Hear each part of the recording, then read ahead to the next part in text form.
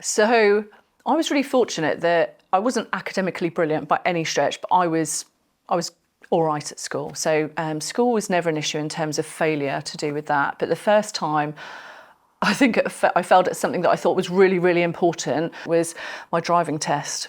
So I'd had all these lessons and my driving instructor was like, "You're ready?" I was like, I'm ready. I've never failed anything." And we went through a particular village and I remember just clipping the curb as I went round a tight corner and I thought, oh, don't worry, it's not important.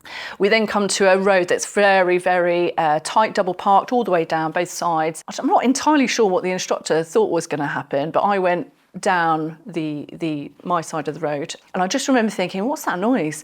As I looked to my window on his side and the wing mirror was facing me as it had been bent in as I was clipping wing mirrors as I was clearly going down this road. I mean, I think I may have closed my eyes for a split second hoping it would go away. I'd clipped a good couple of wing mirrors. I looked at mine was smashed. And I remember thinking vividly, now that's not very good, but I'm sure you've still nailed it. Because I'd never failed at anything. So I was like, this can't be a thing. I had no coping strategies for it. We get back to the centre and he turned around to me and went, well, clearly you failed. And I was incredulous. I was like, really? And he was like, the wing mirror. And I remember them just bursting into tears. I felt absolutely terrible. I felt like I'd let myself down. I'd let all my friends down because that freedom was now, well, there was no freedom. But my friends were the ones that rallied around me and were just like, it's no big deal, don't worry about it.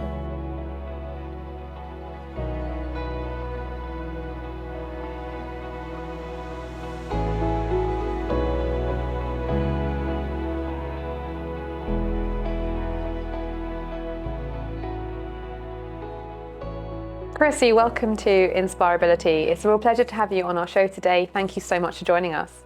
It's an absolute pleasure. And actually, I'm delighted it's you that's interviewing me because actually we know each other from old. So for me, this is a good catch up with a friend. Absolutely. It's a great chance to catch up, isn't it? It's a long time actually since we last saw each other. Many things have happened. Absolutely. Children, career changes, all sorts of stuff. So yeah, no, it's really lovely to see you, Harriett. You too.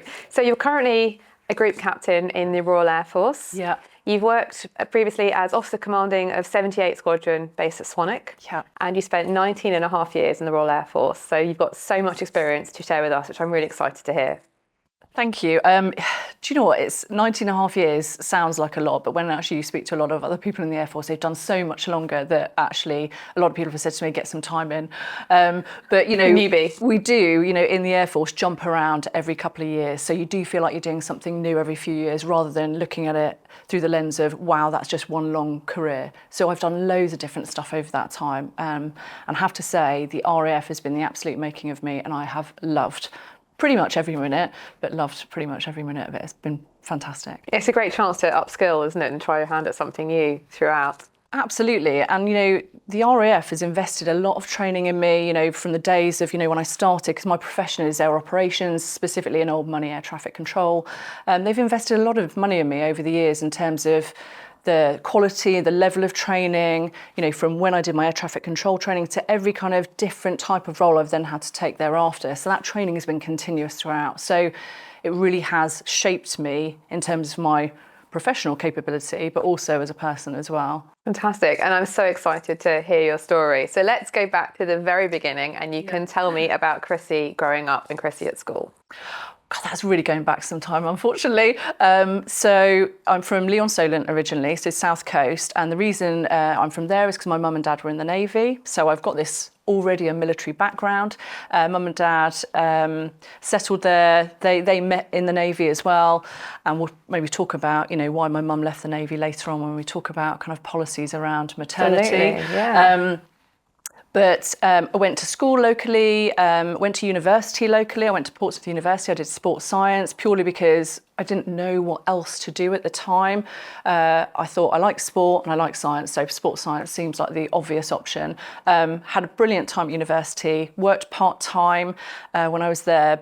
And when I left university, I went to work in London with some of my friends because they were all kind of settling into London jobs at the time. And I transferred to one of the London retail stores of Vodaphone. That's where I'd started working.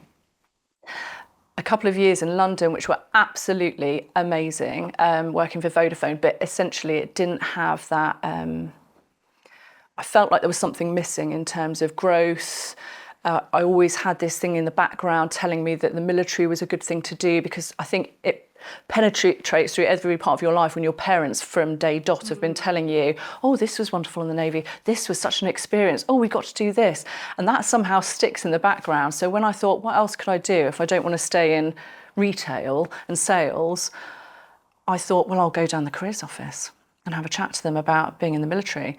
So you hadn't thought about it up until that point, like going to university? Did you join Officer Training Corps or Nothing. University Air Squadron? No, so purposely I went through university and I knew those things were there, but I wasn't particularly interested in that at the time. I was focused on my course, my friends, playing sport in the margins of that. So I really didn't think about it as a long-term career. And like I said, I was working part-time for Vodaphone. So when I finished, it was a very easy option to say, go and be an assistant manager in one of our London stores, and be with your friends and work in London. So, but it was probably about 2 years into that when I thought, actually, I need something more than this. I want something to aim for. I need some challenge. Where else can I get that? And yeah, I don't know what came over me. I didn't even tell my parents I was going to the careers office. Yeah, is that because it's the Air Force, not the Navy? Well, partly that. I thought I'm going to get some abuse for this. But I think much of it was I didn't want to disappoint them if I didn't get in. So I went to the careers office, first of all, just to fact find. I always knew that it was going to be the Air Force and not the Navy, because of things, again, my mum had dropped in over the years. Oh, I wanted to join the Air Force, but back in those days, if all your family were in the Navy, they would say, no, you should join the Navy as well, because all your cousins and mum and dad, they're all in the Navy, so you join the Navy. Very odd. Yeah, so that Air Force thing was in the back of my mind. My mum had also dropped in there over the years that she would have liked to have been an air traffic controller. So again, all this subliminal messaging has clearly somehow paid off. So I go to the careers office, have a chat with them. They say, okay, come back for a filter interview in so many weeks. So clearly still haven't told my parents this. Go back for the filter interview, and there was some really friendly person in the reception area, and they said, when you go in, they're going to ask you a few questions. They'll say, what's that aircraft on that wall? What's that aircraft on that wall? And then you'll just have a general chit chat. And I was like, what are the aircraft on the wall? So she was like, it's a Harriett there and it's a Hawk there. And I was like, okay, got it. So I went in, the first two questions they asked me, what's that and what's that? I was like, I hope I've got them the right way round. So the filter interview went really well. And then you get invited to go and do officer assessment centre at Cranwell, which is a 4-day package if you get to go and do the full package. And again, I didn't tell my parents, because I thought if I get through this 4 days and get selected for officer training, then I will tell them, because it's the tick. You're signed on. You're going to have a job at the end of the day. Did you have any friends though that have been through that could maybe help or mentor you or point you in the right direction, like that lovely lady in the careers office? No, absolutely nobody actually. So they had given me some really good hints and tips at the careers office. Go away, buy some books around aptitude, do some tests on yourself, practice your questions and answers, read all the latest news to make sure you can reel off 5 kind of stories around politics and international just highlights, I guess. So I was doing that preparation whilst I was still working at Vodaphone in the city. So every day on my train journey in, I would be reading like the Telegraph or something, and everyone's probably thinking, oh, it's very highbrow. I was just, I know when I'm going to get up to date on my current affairs, and then going through these. I remember these aptitude books. How to unwrap a dice and what does it look like when you've unwrapped it, and all these things. I was like, okay, lots and lots of practice, learning about munitions, types of aircraft, all those things. So I felt like I went into that 4-day assessment centre at Cranwell quite well prepared, and I did have that advantage. I'd worked for a couple of years after university already, so I feel like I was going as potentially a more rounded person that experienced something outside of the Air Force already. And in a customer service environment, so you're used to dealing with people. So lots of transferable skills then in that, really. Yeah. So just how to speak to the people at the assessment centre, when you went for the interviews and things like that. So the 4 days was interesting. If I cast my mind back, the first day is just really heavy assessments on computers. And this is when I realised, absolutely couldn't be a pilot. Because I think one of the aptitude tests for pilot was, it almost seemed like old school Nintendo, where you had a joystick and you had to keep the dot as it was moving faster up the screen on the line. And I remember I clearly just didn't have the touch for it, because I was moving this joystick and it blipped every time. And so obviously you were aiming for a bip, bip, bip, bip, bip, bip, like staying on the line all the way up. But mine was kind of going bip, bip, and I could hear all these people around me and there's again. I was like, oh my word, well, I'm definitely not going to be a pilot then, whatever. But then it came around to the aptitude test that you would have associated more with maybe air traffic control, which was what I was thinking in my head. And I remember the keyboard being exactly the same keyboard that I used at Vodaphone, like a little tiny number keyboard separate to your main kind of QWERTY keyboard. And one of the things we had to do, obviously, in Vodafone, was when someone gave you their mobile number, you just, take the full number, go on this thing, and it would, you'd remember the number straight off. And this was one of the tests, almost remembering long numbers while watching colours move across the screen and pressing on that keyboard when that colour moved, but also typing these numbers at the same time. And actually the capacity I gained from using the same keyboard and knowing I could just remember those numbers really easily from my day job really helped. So at the end of the aptitude test, they said, you've done really well for this, this and this, not so well for flying, which I kind of knew. And I was like, actually, that's great. That's what I wanted to do, was air traffic control. So, sign me up. And I think at the time they were really desperate for air traffic controllers. So it was a done deal. So actually your time at Vodafone had really prepared you. Yeah, strangely. In a way that you hadn't expected for those tests. And then you get through, I can't remember fully how it went, but you get through essentially the first 2 days of the tests, and then they tell you if you're going to do the extra couple of days or if you're going home. And I was sat there in the room thinking, I really hope I've got through to phase 2, because this means there's a chance I'm going to get it. And they sent half the room home.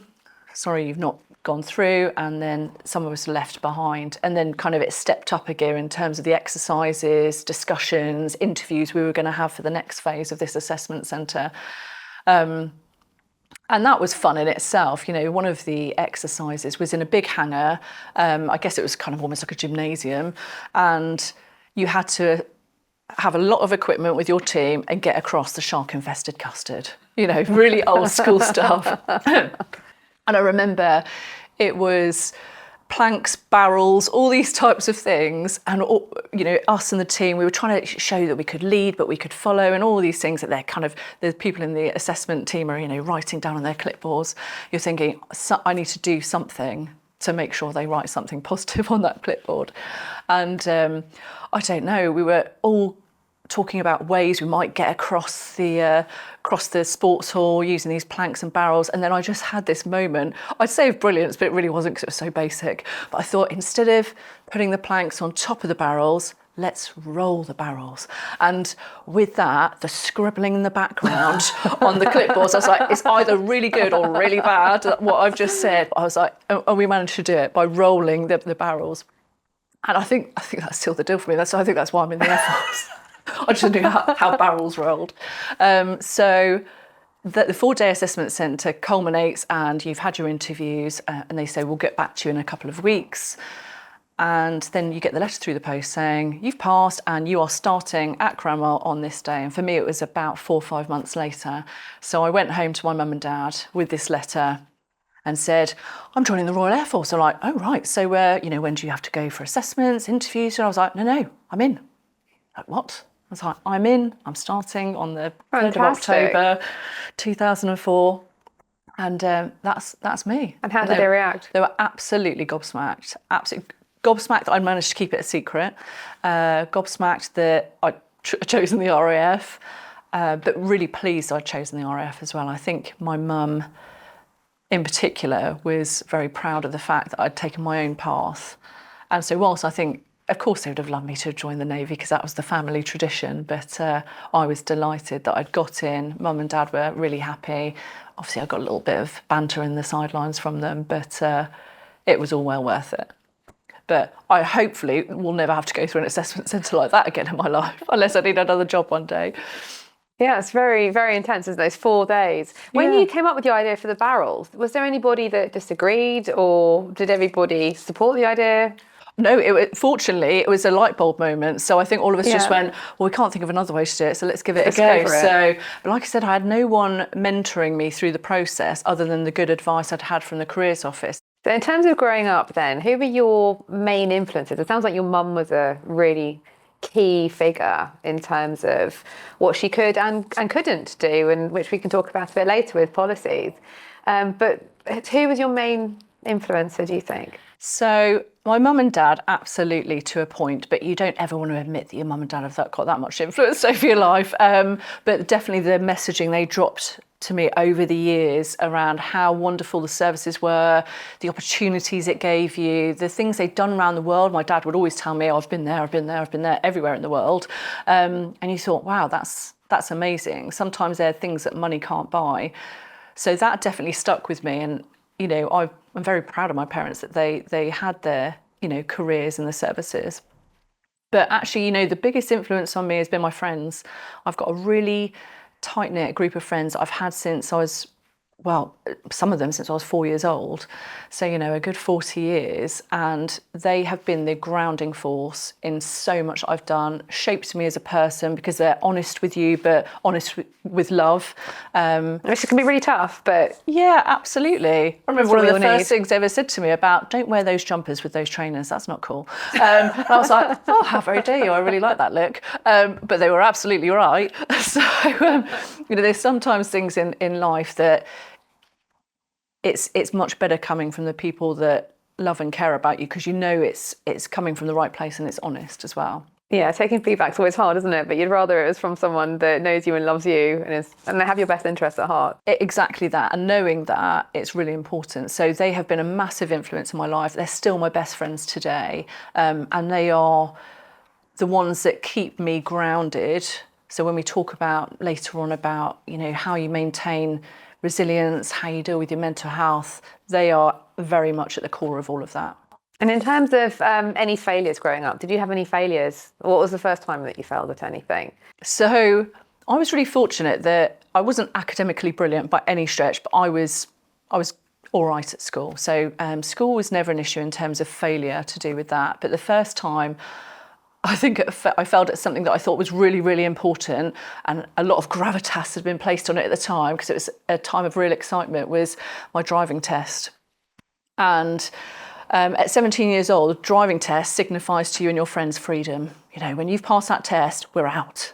We're free, we can go wherever we like. The world is your oyster. The world is your oyster. And I was one of the first to go and take my driving test. So bless my mum and dad, they'd spent money on me having driving lessons because they refused to get in a car and do it themselves with me. So I'd had all these lessons and my driving instructor was like, you're ready? I was like, I'm ready. I've never failed anything. So off I went for my driving test. And we pulled out of the driving centre and we went on a route that I recognised because I'd practiced it a number of times with my driving instructor. Very local, actually, to where I live now, funnily enough. And we went through a particular village, and I remember just clipping the curb as I went round a tight corner. And I thought, oh, don't worry, it's not important. It's just a little clip, nothing to worry about. I kept on driving. We did the emergency stop. You knew it was coming because he just looks over both shoulders. Stop. And I was like, perfect stop. I was like, nailed it, absolutely nailed it. As we continue going, we then come to a road that's very, very tight, double parked all the way down both sides. And I thought, oh yeah, I can squeeze through that. And the car's coming the other way. I'm not entirely sure what the instructor thought was going to happen, but I went down my side of the road, tight to another car coming the other way. And I just remember thinking, what's that noise? As I looked to my window on his side, and the wing mirror was facing me as it had been bent in as I was clipping wing mirrors as I was clearly going down this road. I mean, I think I may have closed my eyes for a split second hoping it would go away. But we finished through this stretch of road. I'd clipped a good couple of wing mirrors. I looked at mine was smashed. Fortunately not hanging off, but it was smashed.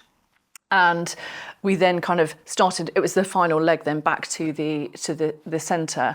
And I remember thinking vividly, Now, that's not very good, but I'm sure you've still nailed it, because I'd never failed at anything. So I was like, this can't be a thing. I had no coping strategies for it. So I remember it started to rain and I thought, I know how I can claw this back. I will use my ancillary controls as I flicked on my windscreen wipers. And I thought, that's it. I've got this in the bag now because I've demonstrated another, piece of equipment on the car. Situational awareness. We get back to the centre and he turned around to me and went, well, clearly you failed. And I was incredulous. I was like, really? And he was like, in the wing mirror, as my driving instructor then came out of the centre where he'd been waiting and saw the car clearly with a smashed up wing mirror and thought, and he was just like, oh no, probably thinking, how am I going to sort that out for my next lesson? And I remember them just bursting into tears. And he was like, don't worry, okay, we'll have some more lessons, we'll revisit this in a couple of weeks' time. And off the test examiner, he went back into the centre. I was like, can't believe it. And I had to go back to sixth form at school. And I remember, I can't remember who dropped me off. It was probably the driving instructor. He dropped me off at school. I almost felt like I was doing a walk of shame back into school, up one of the big kind of pathways. And all my friends were in biology A-level class and they're all looking out the window. They all rushed from their desk up to the window and they're all like, yeah. I'm like, no. Oh no. How did you feel? I felt absolutely terrible. I felt like I'd let myself down. I'd let all my friends down because that freedom was now, there was no freedom. And I knew I had to go and tell my mum and dad as well. Fortunately, this guy was insured, so I don't have to pay for the wing mirror, but they would have to pay for some more lessons. And they certainly weren't going to get in the car with me now after that. So that was my first real experience of failure. And I think it taught me a valuable lesson that when I went back into school, I was disappointed and I thought I'd let all my friends down. But my friends were the ones that rallied around me and were just like, it's no big deal. Don't worry about it. What's the worst that could happen? I was like, well, I ripped off a few wing mirrors. And they're like, that is the worst that happened. So it's not important. You'll do it again. It's not a problem. And the fact that they were just so chilled about it with me and grounded me when I was clearly very, very upset about it and struggled, with my first failure, it taught me that lesson of just what's the worst that can happen. And also having that support network as well. Sometimes when things get a bit too much to deal with, actually just getting that source of support outside, whether it's, friends, family. Absolutely. And I think my mum was just, fine about it. My dad wasn't so happy, but because he knew I had to pay for some more driving lessons. But it was a good example of that early time where I needed to fail at something. I needed to know how it felt before I got any older and became, an adult going off to university and looking for jobs and things like that. You needed to know how to cope with those failures before you go and do some of the really serious stuff. So failing a driving test in the grand scheme of things, not important, clearly much more important things than that. So it's important to have the strategies before you get to the serious parts of your life. Yeah, absolutely. So one of our straplines here, our strapline here at Inspirability is you have control, in the sense that you can't control what happens to you and what life throws at you, but you can control how you respond. So absolutely. What advice would you give to somebody about overcoming failure or dealing with their first failure? Oh, that's a difficult one. Dealing with your first failure or just in general? Yeah, I mean, in that situation that you were in where you'd never failed before, and suddenly, because we were talking sort of earlier about this and saying, when, for me, I'd always thought, well, I'll just be really good at everything and then I won't fail. And that's my strategy. That's my strategy. And then when something happens and you inevitably fail, because we all fail at some point in life, we really come down with a real bump and then go, well, how do I process this? So what advice would you give to someone about how to actually get some strategies for overcoming failure? So I think that's where it comes down to resilience, I think. I mean, it's really much the same thing. It's being resilient and it's staying grounded. I think a lot of people can tend to overthink failure, but I think you need to almost put it in a box as something that you assess and reflect on, because you can't change what's happened now. That has happened. So there's no point beating yourself up over that failure. That is done and dusted. Nothing you do and worry about is going to change that. So the best you can do is reflect on it. If that were to happen again, what would I do differently? And look at it as a learning exercise rather than, again, beating yourself up about it, because that happens to a lot of people in life. In work, I've been through very similar things, you know, in work over the years where I think, I didn't do that well, overthink it. That's not helpful to anybody. What would be helpful is if I looked back on that and thought, what could I do better next time? How can I learn? Employ. How can I learn? That's the positive to come out of that. There's no point beating yourself up about, because it's still not going to change the price of fish. So I think that's what I would advise anybody, is sit back, reflect, because at the end of the day, and a predecessor said this to me, things are never as bad or as good as you first think. So you might have failed at something, but it might not be as bad as you first think. And actually taking the time to look back on that actually is a really important factor, and try and take the positives forward. Yeah, that's a really key message. So joining the Air Force then, going through initial officer training. So obviously it's very, very intense training. How did you find it?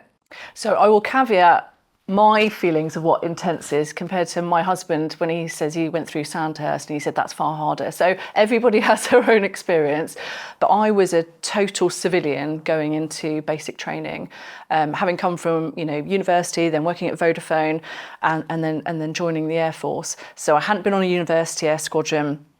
I was totally fresh to bulling shoes and getting up at, you know, 5 a.m. for parades and all sorts of stuff. So turning up day one, well, I remember the night before I left and I felt like I was having almost a panic attack, because I'd never really been away from I've been away from my family, but maybe not away from my friends as well. So I remember saying goodbye to my sister and my best friend the night before, and they were like, it's going to be fine, it's going to be fine. I'm like, it's not going to be fine, you know, it's going to be absolutely horrific.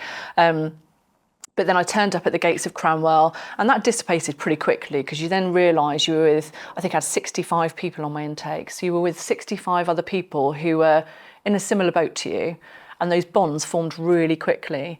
So very quickly they put you into flights of about, I'm trying to think now, about 10 to 12 people per flight. And I remember it was almost day one. So you back then we had to do an oath on the Bible. I don't think you would do that now, but you had to do an oath on the Bible saying that, you know, you are service before self and what have you. I can't even remember what I said at the time because it was so stressful. But we then went into a main forum and they announced who was going to be on each flight. And they said, and the flight commanders for these flights are, and they called out my name. I was like, oh my word. So I still went, hi everyone, yeah, I'm Chrissie. And then sat back down thinking, what on earth is a flight? So, you know, even the very basics, I had absolutely no idea. And I had to turn to the person next to me and said, what have I just signed up for? And they were like, you're in charge of the flight. I was like, oh, great. Day one, you know, absolutely no idea what I'm doing. But then you get put on corridors. There was 3 women on my flight, so they were paired up in a room and I was in a room on my own, which at first I was like, oh, that's not great. But actually it was a godsend, because when you had to make your beds for inspections, you had to do like the hospital corners. It had to be absolutely perfect in case someone turned up at 6 a.m. to have a look at your bed. And because I was in a room by myself, I had 2 beds. So I left one bed pristine, untouched, and slept in a sleeping bag on the other one, which I would then wrap up and hide every morning. So when people came around and they went, are you even sleeping in that bed? I was like, of course I'm sleeping in that bed. I'm just very good at making that bed. And they were like, well done, Aerosmith. I was like, thanks very much. Move on. So that was actually a bit of a win.